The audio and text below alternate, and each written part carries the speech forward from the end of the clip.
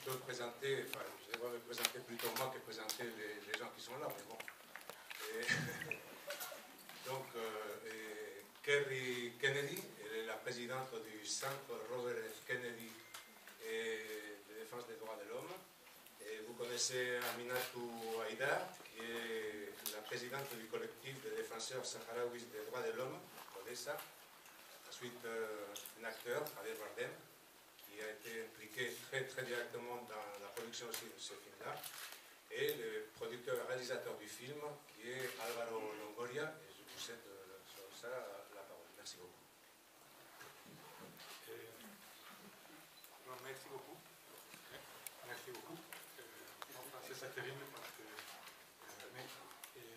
I will speak, hablaré en español.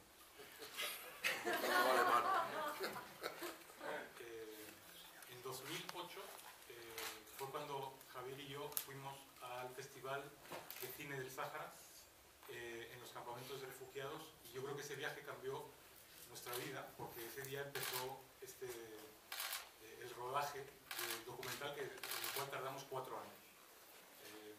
Hace 2 años exactamente presentamos la película en el Festival de Berlín. Donc je vais parler en espagnol. En 2008, avec Javier Bardem, nous nous sommes rendus au festival de cinéma du Sahara, et je crois que c'est là qu'a commencé en fait un nouveau chapitre de notre vie. C'est là d'une certaine manière qu'a commencé le tournage de ce documentaire qui allait finalement nous prendre 4 années. Le film a été présenté il y a 2 ans à la Berlinale, Festival de cinéma de Berlin. Hace un año ganamos el Goya al mejor documental, y en todo este proceso hemos estrenado la película en muchísimos países. Yo creo que la película se ha visto ya en 30 países, entre festivales y estrenos comerciales. L'année d'après la présentation à Berlin, nous avons gagné le Goya, donc l'équivalent des Césars français, du meilleur documentaire espagnol, et je pense que le film a en fait été présenté dans une trentaine de pays, à la fois dans des festivals ou à travers des sorties commerciales. Escúchame, ¿podemos usar este micrófono? Si tengas tú uno solo. Ah, vale, muy bien. Porque si no podemos perder mucho tiempo. Vale. ¿Este micrófono se puede usar? Sí. Me parece que sí. Sí. Okay. Pero lo que es importante es que cuando empezamos queríamos, en nuestros sueños máximos, queríamos que la película se enseñase en las Naciones Unidas y se estrenase comercialmente en Francia. Y la verdad es que los dos objetivos los hemos conseguido también gracias a Kerry Kennedy y a su fundación, y a Españolas en París. Finalmente estrenamos en Francia, que era casi el último objetivo, porque los que habéis visto la película sabéis que Francia tiene un papel muy importante en este conflicto.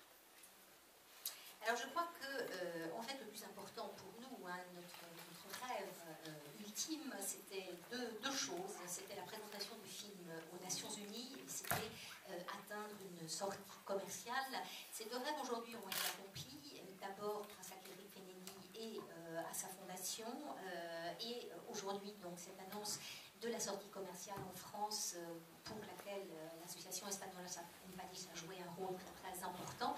Je pense que pour ceux d'entre vous qui ont déjà vu le film, vous savez que la France a eu dans toutes les histoires un rôle très important. Y para terminar, esta no es una película que habla solo del conflicto de los saharauis, que es una historia muy dura y muy complicada de la que todos de alguna manera somos cómplices, sino también es un ejemplo de otras muchas historias que hay en el mundo que reflejan que de alguna manera nos hemos relajado en apoyar o en respetar los derechos humanos, no solo en nuestros países, sino fuera. Y creo que los que ven esta película, de alguna manera les hace reflexionar sobre la necesidad de no solo pensar en sí mismos o en sus países, sino también de que sus países afecten la política exterior o el respeto de los derechos humanos fuera de sus fronteras. Je crois que ce film ne parle pas seulement en fait du conflit sahraoui, qui est un conflit qui dure depuis très longtemps et qui s'éternise. Je crois aussi que ce film a un caractère exemplaire en ce qu'il nous montre que nous avons d'une certaine manière été un peu lax quant à notre soutien des droits de l'homme aujourd'hui, Le film nous amène donc à réfléchir sur la nécessité d'être plus vigilants, de soutenir les droits de l'homme, pas seulement dans nos propres pays, mais partout dans le monde, et savoir que le non-soutien des droits de l'homme que nous avons tendance à pratiquer ces dernières années a des implications partout. Bueno, y aparte de eso, bueno, pues agradecer, y siempre lo hacemos, a todos los saharauis que nos abrieron sus corazones y sus casas para contar una historia que para ellos es dura y terrible, ¿no? Pero que al final pues esperemos poder mejorar un poquito. Et finalement, pour terminer, je tiens à remercier tous les Sahraouis qui nous ont ouvert leur cœur et leur maison, qui ont accepté de nous raconter cette histoire qui, pour eux, bien sûr, est dure et terrible, mais en tout cas que nous espérons vraiment arriver à améliorer avec le film. Bueno, buenas tardes. Mi nombre es Javier y no sé, esperaré a las preguntas, prefiero esperar a los comentarios o preguntas. Como introducción, simplemente pues hablar de mi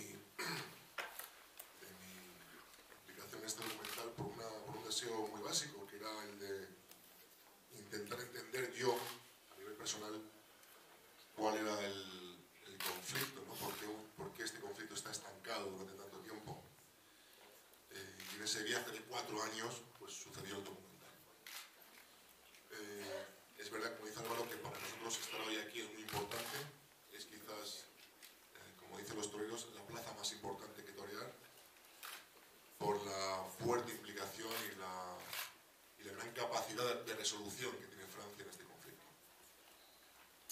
Alors, je ne vais pas être très bavard en termes d'introduction, hein, je préfère attendre les commentaires ou les questions.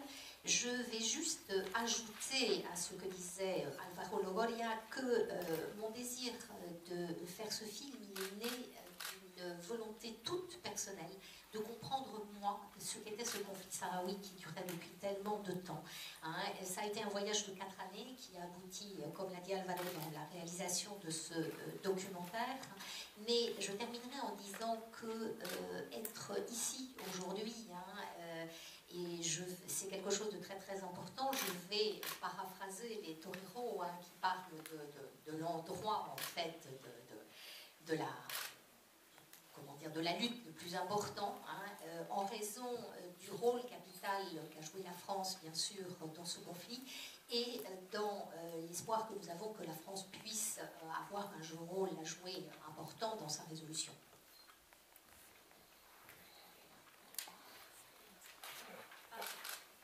Good morning, my name is Carrie Kennedy and I'm the president of the Robert F. Kennedy Center for Justice and Human Rights. Alors bonjour à tous, je m'appelle Carrie Kennedy et je suis la présidente donc, de la fondation Robert Kennedy pour la justice et les droits de l'homme. I want to say a special thanks to Álvaro and Javier for having the courage to make this film on a very controversial subject and on difficult circumstances and bringing this issue to light.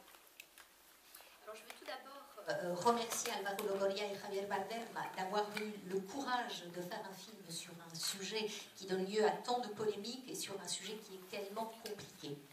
I would also like to introduce Santiago Canton. Could you hold your hand up? Because he's one of the leading experts on Western Sahara.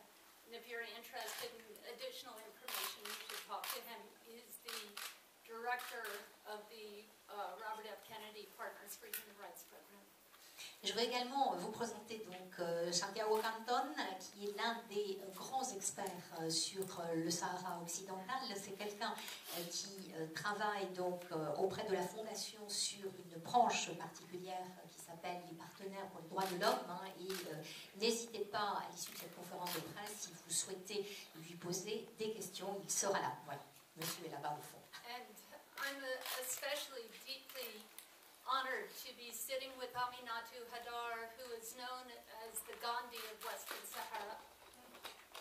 Je me sens également tout particulièrement honorée d'être assise aux côtés d'Aminatou Haïdar, que l'on appelle la Gandhi du Sahara. In November 2012, Aminatou was pulled from her vehicle by a mob, shoved to the ground, and repeatedly assaulted in a 4-hour public attack that left her severely beaten. Inside her car, destroyed during the 2012 incident, were trapped her teenage daughter and her sister. En novembre 2012, Aminata a connu une agression extrêmement violente. Elle a été extirpée de sa voiture et battue pendant plus de 4 heures. À l'intérieur de son véhicule étaient prisonnières sa fille adolescente et sa sœur. At the time, Aminatu was heading home after meeting with United Nations officials in Western Sahara. Lors de cette agression, Aminata rentrait en fait d'une rencontre avec des spécialistes des Nations Unies pour le Sahara occidental. This wasn't the first time Aminatu and her family had been attacked. Just a few months earlier, her 2 children were attacked and beaten up on a bus as a message to their mother. Ce n'était pas la première fois que Aminatou Haïdar ni sa famille étaient victimes de violences, puisque quelques mois plus tôt, ses enfants avaient été battus alors qu'ils étaient dans un bus comme une espèce de message de menace à leur mère. And before that, a thug snarled at her teenage son, "I will rape you until you're paralyzed." Et un peu plus tôt, un individu très violent avait hurlé à son fils « Je te violerai jusqu'à ce que tu sois paralysé ». The most disturbing aspect of this is that in all 3 cases, the attackers were Moroccan security police. Le plus incroyable, c'est que, en fait, à l'étude de tous ces cas, les personnes qui avaient commis ces actes étaient des membres de la police de sécurité marocaine. And Aminatu is the leading human rights defender in Western Sahara. Et Aminatou, donc, est le premier défenseur, pardon pour le masculin, des droits de l'homme au Sahara occidental. I've had the privilege of traveling to the region where I interviewed hundreds and hundreds of victims of brutality and witnessed the brutality firsthand when my own 17-year-old daughter was attacked. J'ai eu le privilège de me rendre moi-même dans cette région et d'y rencontrer des centaines de victimes, des centaines de témoins. Mais je dois dire que lors d'un de ces voyages, ma fille de 17 ans était avec moi et elle a elle-même été l'objet d'attaques violentes. So I know that the experience that Aminatu has had is common to the people of the Sahrawi people of Western Sahara. Je sais que les expériences malheureuses qu'a pu connaître Aminatou sont le lot commun des gens, des populations sahraouis dans le Sahara occidental. Every spring, the UN Security Council has an opportunity to revise the MINURSO mandate before it's renewed, to assure that human rights are included in that mandate. Chaque printemps, le Conseil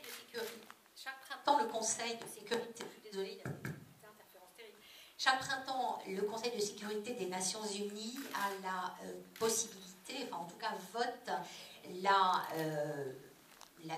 rénovation du mandat en fait de la MINURSO et a la possibilité à ce moment-là d'inclure dans le mandat donc de la MINURSO, qui est la force internationale qui surveille cette région du monde, d'y inclure les droits de l'homme. And every year the Security Council fails the people of Western Sahara by not adding that human rights mechanism to MINURSO. Et chaque année, d'une certaine manière, le Conseil des Nations Unies, le Conseil de sécurité des Nations Unies déçoit les gens du Sahara occidental en n'incluant pas la question des droits de l'homme dans le mandat de la MINURSO. So today we are simply calling on the United Nations to extend to the mission in Western Sahara the same international human rights standards it has applied to every other peacekeeping operation since 1991.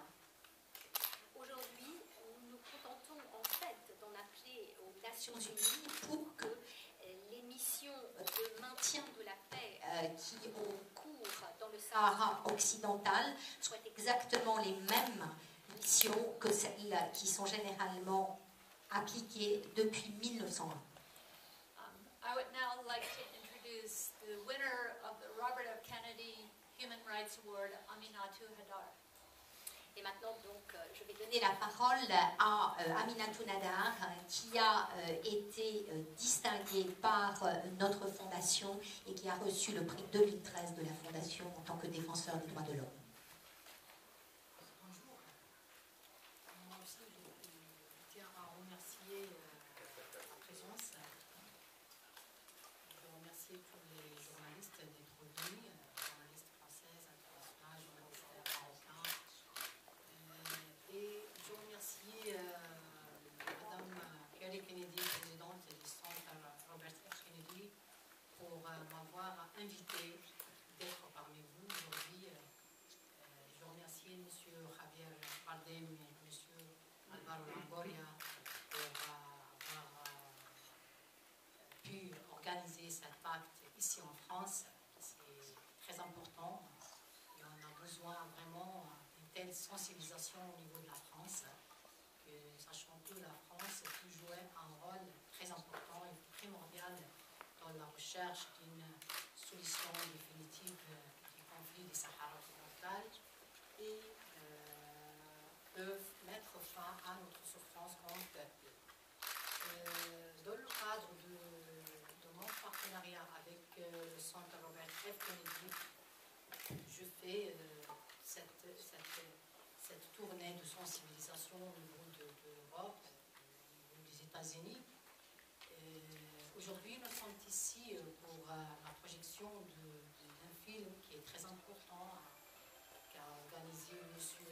Álvaro Longoria et M. Javier Bardem sur la question des Sahara occidental. Et ça, c'est un autre champ à travers duquel on peut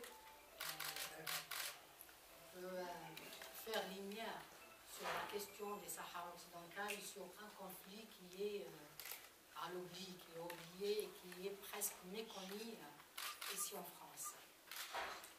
Donc, malheureusement, la situation du peuple sahraoui n'a pas amélioré, mais s'est détériorée et jour après jour devient plus pire encore.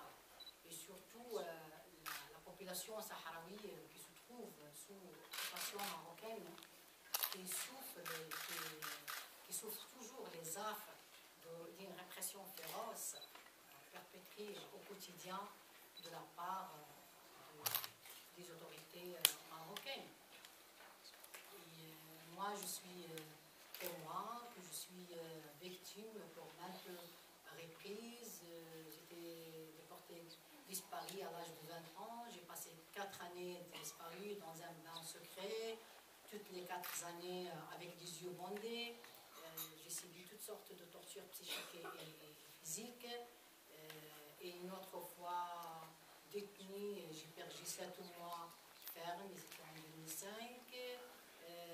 Je suis expulsée de mon travail parce que j'ai organisé la journée mondiale de la femme en 2005 pour c'est un crime pour les Marocains, les autorités marocaines de manifester ou d'exprimer librement. Et en 2009, j'ai été expulsée sans passeport, sans document, avec une complicité totale et absolue entre le Maroc et le gouvernement espagnol, malheureusement.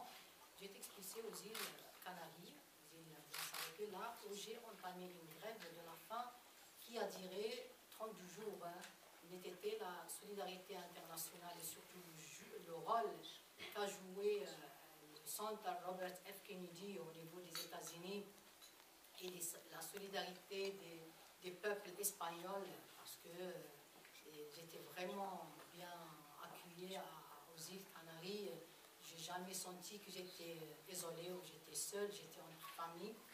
Et grâce à cette solidarité et ces actions, j'ai pu regagner mon pays, le Sahara occidental, et j'ai pu embrasser mes 2 enfants, qui qui eux aussi, ils ont trop souffert et continuent à souffrir cette répression.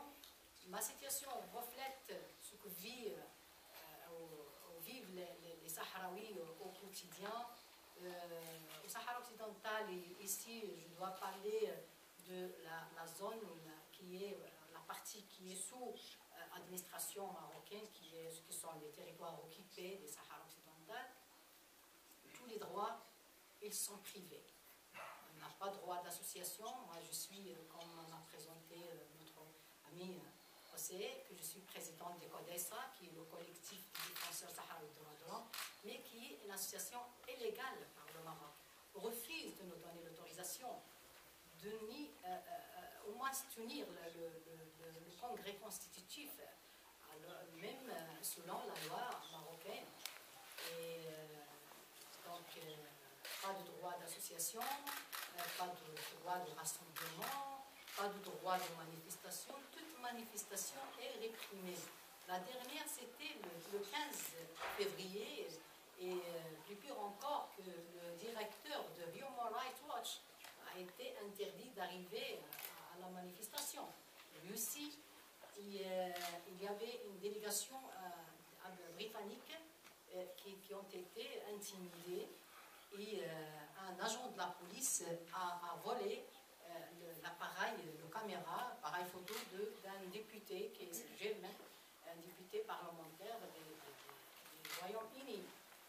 Et un membre de mon organisation, CODESA, qui s'appelle Mohamed Al-Bashal, a vu sa voiture confisquée jusqu'aujourd'hui. Et peut-être ils vont l'accuser, je ne sais pas, de pratiquer la violence. Son seul crime, c'est pour avoir amené une délégation parlementaire britannique qui sont venus pour enquêter sur le terrain de la situation des droits de l'homme au Sahara occidental. Les détentions sont arbitraires, accusations falsifiées. Toute personne qui ose dire ou exprimer librement son opinion quant à la cause du Sahara occidental, son sort, c'est l'arrestation, c'est la détention arbitraire, c'est l'accusation d'avoir pratiqué la violence, et plus pire encore que la traduction des civils devant des tribunaux militaires. On a 25 détenus sahraouis qui ont été condamnés avec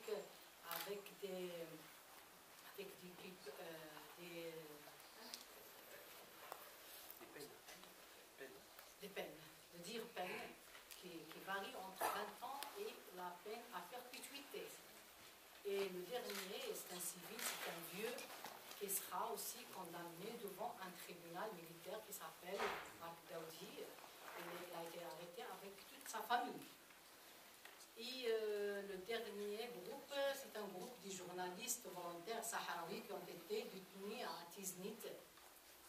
Leur seul crime, c'est d'avoir publié un reportage au BBC parlant de la drogue au Sahara occidental et le risque qu'il peut causer au niveau des jeunes. Donc la situation, c'est grave. Et les autorités marocaines usent la force excessive. La torture persiste toujours dans les locaux de la police marocaine et dans même les rues. On voit des femmes entraînées par leurs chevaux dans les rues, des femmes sahraouies tabassées, le viol contre les femmes et les mineurs. Donc c'est une situation, malheureusement, que ici c'est vraiment caché. Les médias ne parlent pas de cette situation, et j'espère, je souhaite que la presse française puisse jouer un rôle vraiment de faire lumière sur cette situation, surtout des violations des droits de l'homme, et surtout que c'est un pays de démocratie, de liberté et de respect des droits de l'homme. J'espère que la France, avec tous ses organismes et institutions, puisse jouer vraiment un rôle de maintenir la paix, non seulement au Sahara occidental, mais surtout dans toute la région, pour éviter une telle réaction violente ou une riposte violente de la part d'une nouvelle génération sahraouie. Jusqu'aujourd'hui, notre résistance est pacifique, non violente. Notre rôle comme défenseur des droits de l'homme, c'est maintenir la non-violence au Sahara occidental, c'est éduquer les nouvelles générations sur les principes des droits de l'homme, l'égalité, la tolérance, la non-violence, mais malheureusement, on est les mains croisées. On n'a pas d'espace pour faire ça. Nous, comme défenseurs des droits de l'homme, comme nous n'avons pas de siège de locaux pour faire des conférences ou pour faire des formations aux jeunes. Et ce sont des gens qui sont marginalisés, voient leurs droits confisqués, n'ont pas leurs droits aussi économico-sociaux sont confisqués. Il y a un pillage illégal des ressources naturelles du Sahara occidental, alors que notre jeunesse et la population sahraoui est marginalisée. Les postes de travail sont accordés en priorité aux Marocains qui résident au Sahara occidental et non pas aux Sahraouis. Donc, c'est une situation qui vraiment peut pousser les jeunes à faire une telle réaction violente pour attirer malheureusement l'attention de la communauté internationale. Donc, mon appel, c'est qu'il faut sauver cette génération, il faut éviter une telle violence, et surtout que ce sont des jeunes, en voyant les télévisions, en voyant la Syrie et d'autres régions du monde, là où tous les médias parlent, alors qu'au Sahara occidental, personne ne parle. Donc, nous, vraiment, c'est une grande préoccupation pour nous comme défenseurs des droits de l'homme. Merci une autre fois.